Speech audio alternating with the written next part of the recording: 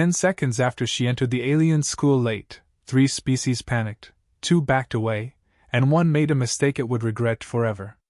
Aria Sol didn't slow her pace.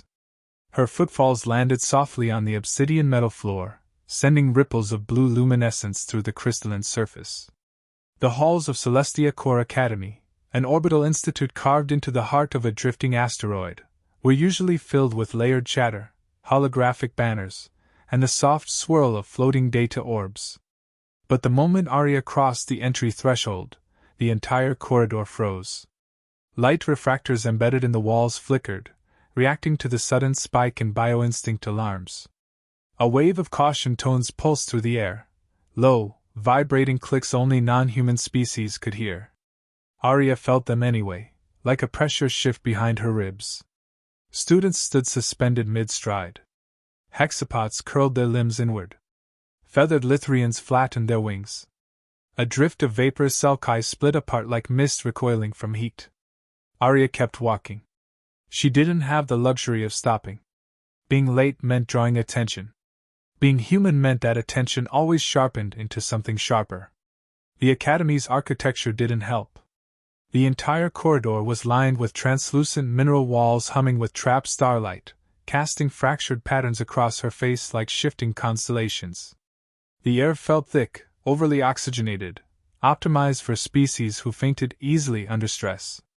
And right now, most looked close to fainting.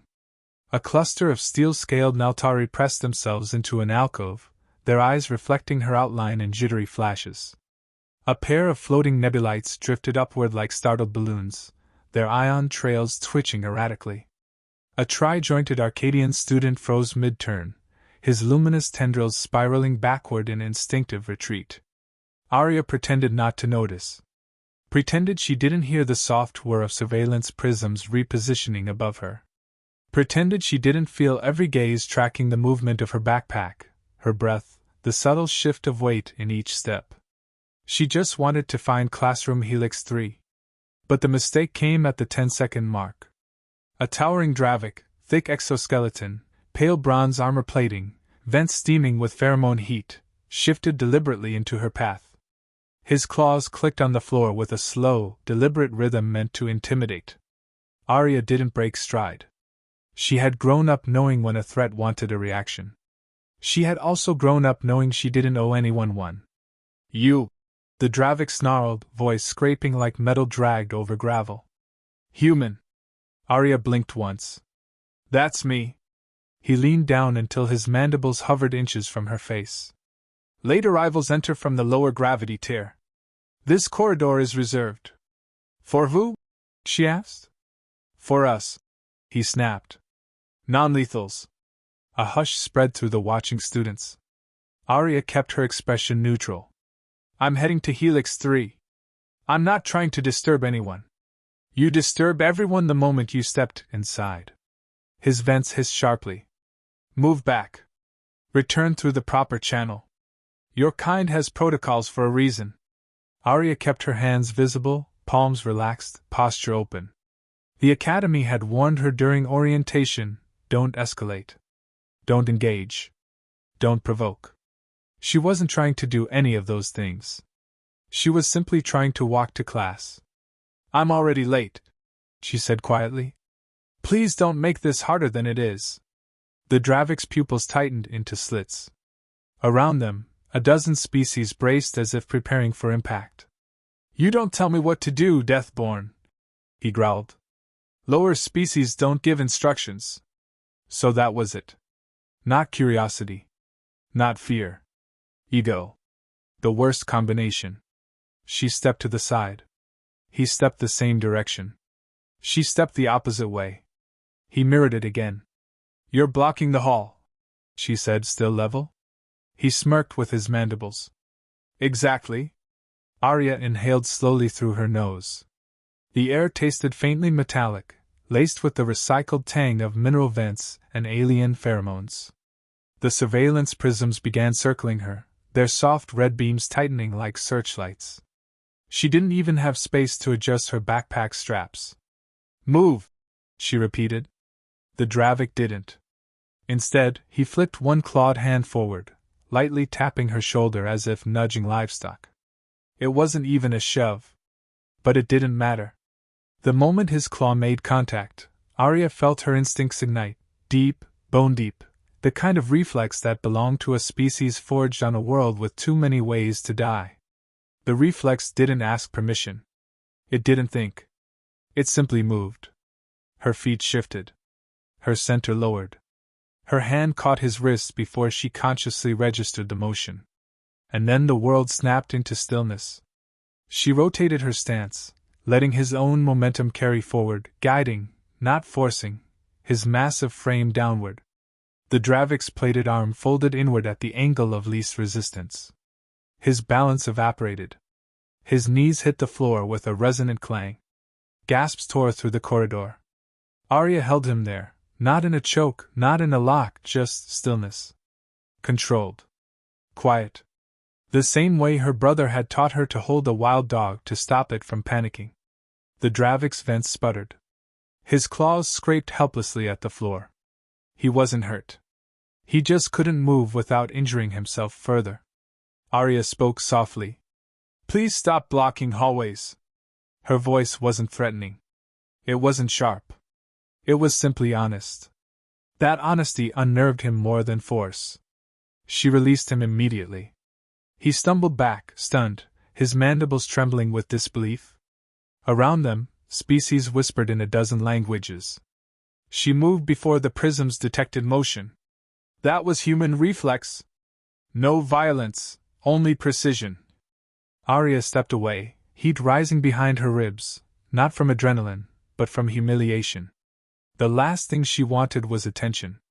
She had worked for a scholarship, a place in the interspecies biomechanics program, a chance to prove her world deserved respect. But instead? Day 1. 10 seconds in. And she had already become a spectacle. As she walked past the staring students, they parted instinctively. Light refractors dimmed and brightened in her wake, reacting to the shift in corridor density. Somewhere behind her, the Dravik struggled to stand, shame cracking across his armored posture. A pair of Lithrians fluttered upward to avoid the possibility of another reflex demonstration. A vaporous Selkai whispered. She didn't even raise her voice. Aria didn't turn around. She just kept walking toward Helix 3. She almost made it. Because just before she reached the curved archway leading to her classroom, a new sound echoed down the corridor, a slow, deliberate clack of heavy boots that vibrated through the mineral floor. Every species turned. Every light dimmed. Every prism recalibrated. Aria felt the shift before she saw him. Another Dravik. But not like the first. This one walked with the measured confidence of someone who had won far too many fights and regretted none of them. His exoskeleton bore etched markings, ceremonial lines indicating combat honors. His eyes tracked her with analytical precision. "You're the human," he said. Aria exhaled. "Unfortunately, yes." He stopped 3 paces away, studying the scene around them, the shock, the whispers, the kneeling Dravik behind her. "I am Commander Adept Ralver," he said. "Combat Division." His voice echoed like stone cracking under pressure. Aria braced. Because someone like him never came for a conversation. He came for confirmation. "Show me," he said. And the corridor held its breath. Aria didn't move. Didn't blink. Didn't shift her center of gravity. A man like Ralver wasn't testing her strength, he was testing her fear. Students retreated in a ripple, clearing space without being asked. The corridor seemed to stretch wider, though the walls were unmoving. It was the collective instinct causing the illusion. Light refractors dimmed into a deep blue glow, as if the asteroid itself held its breath. "I'm not performing for you," Aria said. Her voice was steady, but her pulse strummed against her ribs. Ralver's mandibles twitched, something between amusement and irritation. "Word travels fast. You pinned a cadet in seconds. You moved faster than our sensors could track. Your species claims restraint." He leaned in just enough that his breath warmed the air. "I require proof." Aria swallowed the frustration rising in her throat. "I didn't come here to fight. That Ralva replied, is why I must see you fight. She almost laughed. Of course. To a warrior caste, refusal meant weakness. Acceptance meant challenge. Neutrality didn't exist. She recognized the trap but also recognized something else. He wasn't posturing the way the first Dravik had. Ralva was analyzing her. Studying her balance. Weight distribution. Breathing rhythm. He wasn't looking for dominance. He was looking for truth.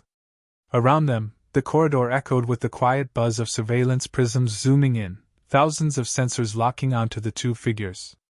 Aria stepped to the side. I have class. You have an audience, Ralva countered. He lifted one clawed hand, not to strike, but to mark a boundary in the air. A silent request. Show me. Aria's jaw clenched. She imagined the consequences of refusing, rumors, fear multiplying, first years refusing to sit in the same room as her. Humans already fought a reputation older than this academy. She inhaled slowly, grounding herself. I'm not hurting you, she said softly. But I'll show you enough. Ralva nodded once. The moment stretched thin, held by instinct and expectation. Aria moved first. Not with speed. Not with aggression. With intention. She stepped forward, aligned her posture, and reached toward his wrist as though repeating the earlier technique, but she stopped a millimeter before making contact. Ralva's eyes widened. She didn't touch him. But she let him feel the possibility. A demonstration of control so sharp it cut the silence. Every student leaned in. Aria withdrew her hand without a sound. That's all you get. Ralva stared at her, stunned, not by power, but by precision.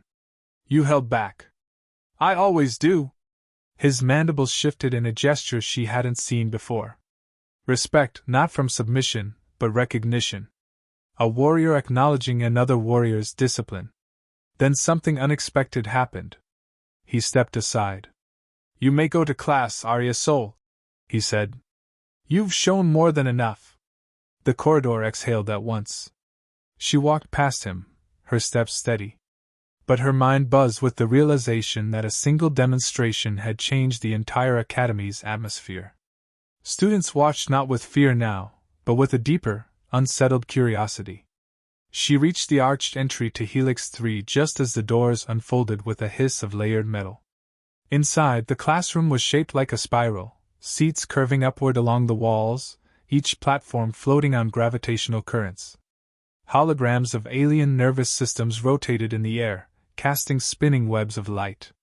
The instructor, a thin, prismatic Crisari, paused mid-lecture at the sight of her. You must be Aria Sol, he said. I heard there was an incident. Several students tensed. Aria forced a small smile. Just a hallway misunderstanding. A murmur rippled across the seething tiers, fear, speculation, admiration. She felt their eyes cling to her movements, as if expecting her to tackle someone simply by adjusting her backpack. She took the first empty seat. The chair adjusted to her mass instantly, enveloping her in a support field. Her reflection shimmered faintly in the mineral window to her right, dark hair tied back, sharp eyes, expression carefully neutral. The instructor cleared his throat and resumed. We were discussing cross-species reflex variants.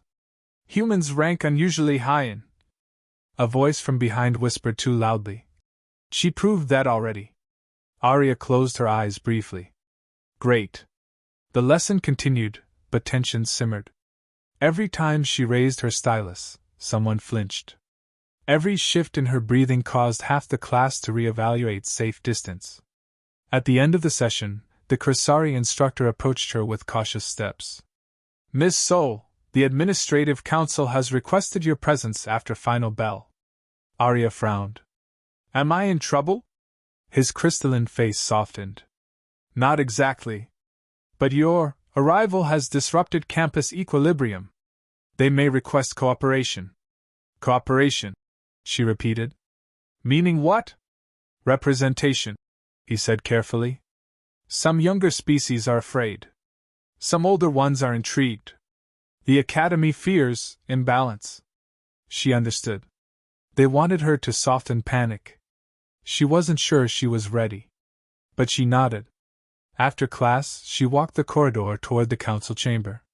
Students parted in a polite arc now, not afraid, but cautious, recalibrating. Surveillance prisms shadowed her like metallic birds. The chamber doors parted with a low resonance.